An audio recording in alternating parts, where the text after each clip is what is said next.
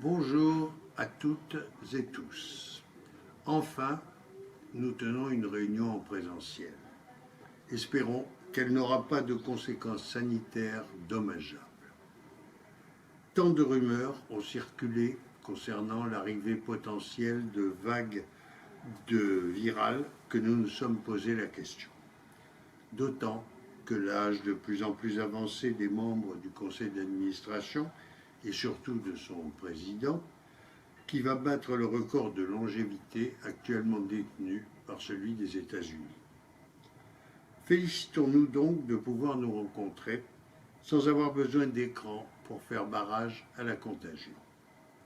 À moins que, suivant l'exemple qui nous a été donné par les membres de l'Assemblée nationale française, nous ne fassions se succéder à notre modeste tribune des accusations, des invectives, voire des insultes.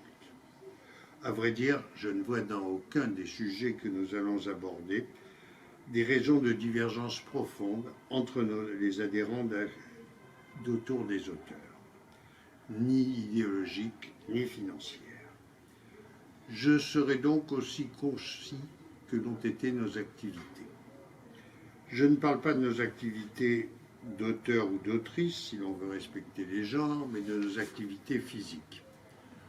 Tout au long de l'année écoulée, nous avons en effet entretenu des relations surtout virtuelles entre nous.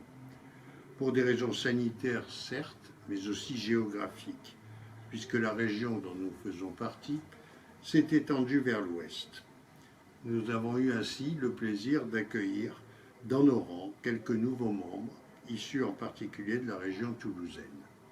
La distance qui nous sépare n'a pas favorisé les rencontres physiques. Ce constat nous a amenés à évoquer l'éventualité de recourir à Internet pour les réunions mensuelles du conseil d'administration.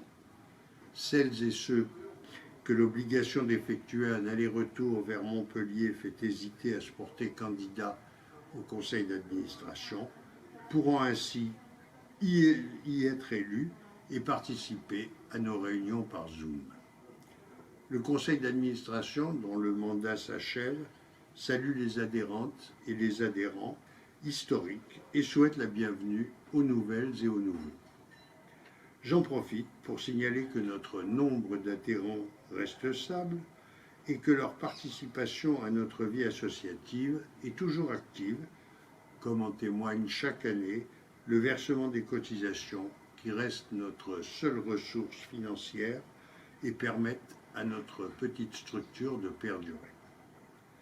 Nous avons maintenu nos contacts avec Occitanie Livre et Lecture, OLL, en participant notamment aux comités sectoriels qui permettent de préciser les attentes des auteurs en vue de l'élaboration de leur programme d'activité.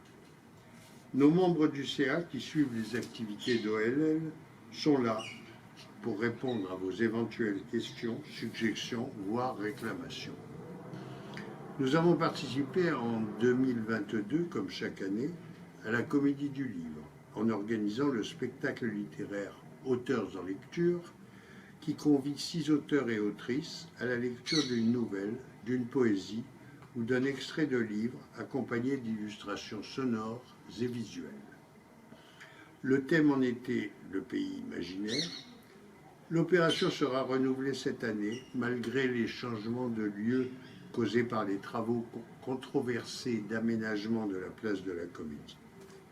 Le thème pour lequel nous avons lancé un appel à texte, deadline le 7 mars 2023, et cette année, l'Europe, un monde sans frontières.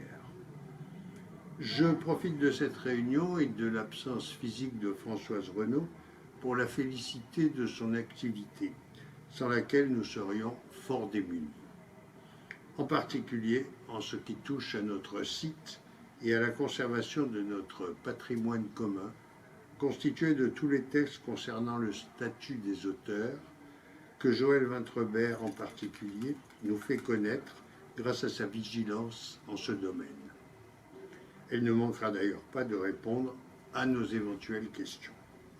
N'hésitez pas à consulter régulièrement notre site et à l'enrichir des contributions des adhérents, afin de vraiment le faire vivre et augmenter son aura.